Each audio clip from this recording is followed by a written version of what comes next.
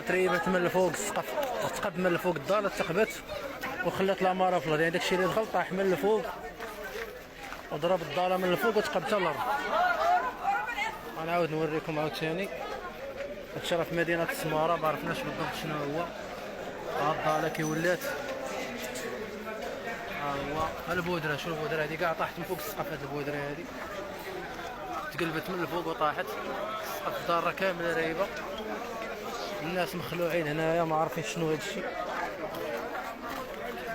المهم حنا راه كاين في عين المكان السماره، المكان متواجد قرب حي السلام توسعه. هادشي ما عرفناش اخويا مناش، ما شنو هانتوما الدار كي ولات هذاك الشيء تقب من الفوق. تعزوا افريقيا